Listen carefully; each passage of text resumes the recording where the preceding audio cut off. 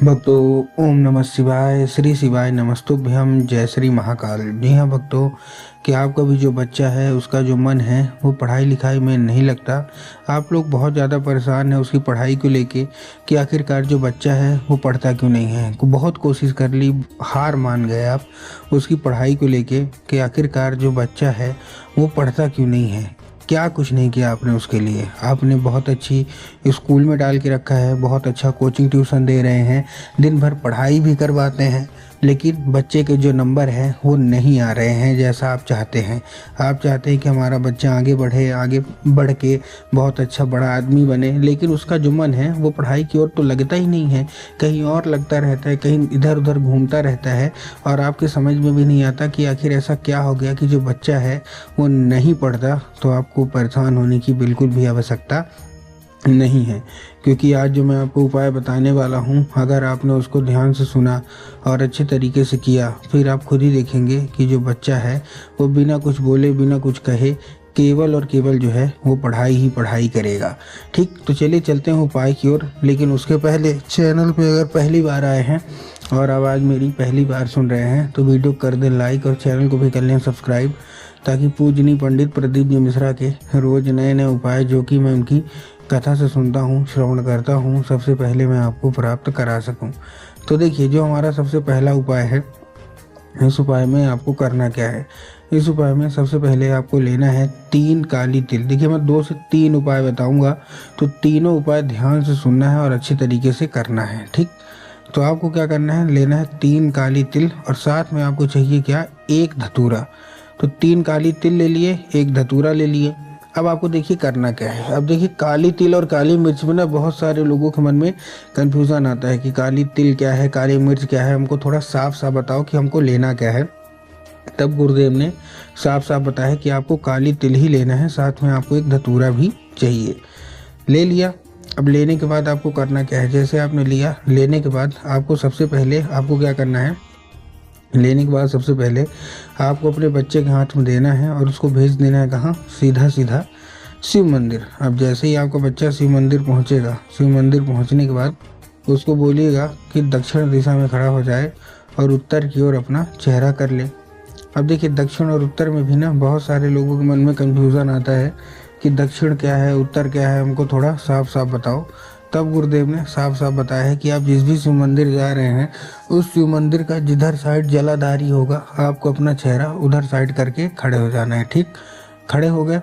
अब खड़े होने के बाद आपको करना क्या है, एक नाम लेके, कौन सा, महादेव का बहुत ही सुंदर सा नाम है, श्रम्भेश्वर महादेव।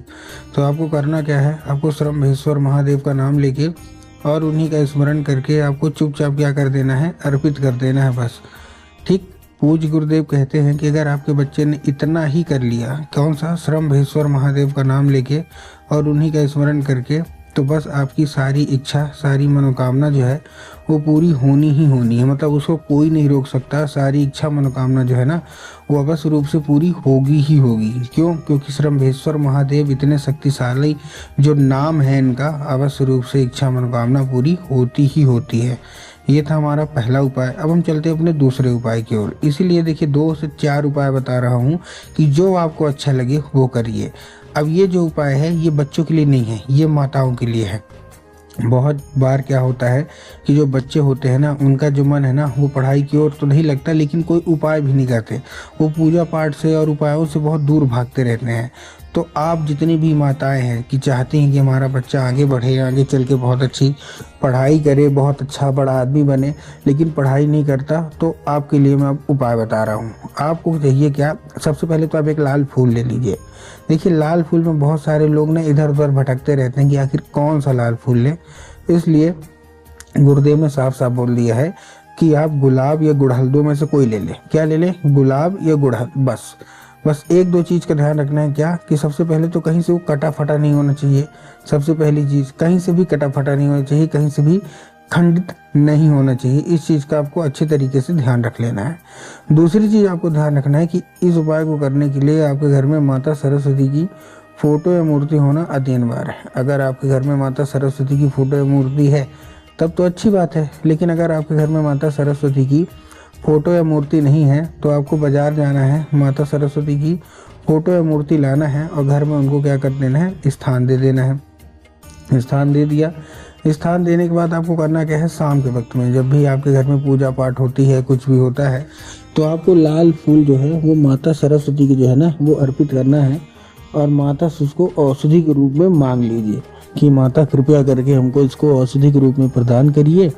हमारा जो बच्चा है उसका जो मन है वो पढ़ाई लिखाई में बिल्कुल भी नहीं लगता। अब देखिए, आपको भी पता होगा और गुरुदेव ने भी बताया है कि माता सरस्वती को ज्ञान की देवी कहा जाता है। क्या कहा जाता है? ज्ञान की देवी कहा जाता है। तो आपको क्या करना है, वो जो लाल फूल है वो शाम को अर्पित करना है माता सरस्वती को, और माता से उसको औषधि के रूप में मांगिए कि माता कृपया करके हमको इसको औषधि के रूप में प्रदान करिए। ठीक, अब जैसे ही आप अर्पित करेंगे, आप अपना काम धाम करने लगिए, जहाँ जो करना है आप करने लगिए। उसके बाद आपको करना क्या है, जैसे आप काम धाम करने लगेंगे उसके बाद आपको सबसे पहले, जब आपका बच्चा रात को बढ़िया से खाना पीना खा के सो जाए, तो आपको क्या करना है, वो जो लाल फूल है वो उठाना है और अपने बच्चे के माथे पे उसको 2 से 3 बार फेर देना है। फेरना मतलब स्पर्श करा दीजिए। वो जो गुरुदेव कहते हैं कि माता सरस्वती की इतनी ज़्यादा कृपा होगी ना कि आपके बच्चे के ऊपर वो अवश्य रूप से मेहरबान होंगी होंगी, और आपका जो बच्चा इधर उधर के कामों में लगता है वहाँ से ना लग के उसका जो मन है वो पढ़ाई की ओर आकर्षित होने लगेगा। ठीक, ये था दूसरा उपाय। अब हम चलते हैं अपने आखिरी सबसे सरल और सबसे बड़ा उपाय की ओर। ठीक, अब देखिए, इस उपाय को आपको अपने बच्चे से ही करवाना है, लेकिन किस तरीके से करवाना है ध्यान से सुन लीजिए।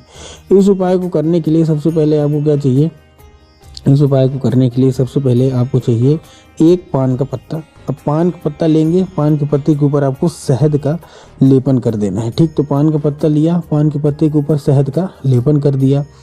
किधर साइड करना है, सबसे पहले तो ये चीज़ है, आपको चिकने साइड, जो भी पान का पत्ता है पान के पत्ते की चिकने साइड करना है। ठीक, कर दिया चिकने साइड। चिकने साइड करने के बाद आपको क्या करना है, चिकने साइड करने के बाद आपको सबसे पहले क्या चाहिए, आपको अपने बच्चे के हाथ में देके उसको भेज दीजिए कहाँ, सीधा सीधा शिव मंदिर।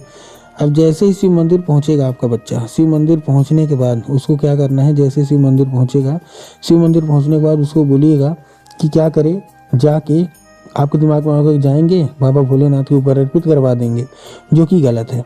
आपको बाबा भोलेनाथ के ऊपर अर्पित नहीं करवाना, आपको कहाँ अर्पित करवाना है, माता अशोक सुंदरी के ऊपर। तो आपको करना क्या है, आपको माता अशोक सुंदरी के ऊपर चुपचाप जाके अर्पित करवा दीजिए।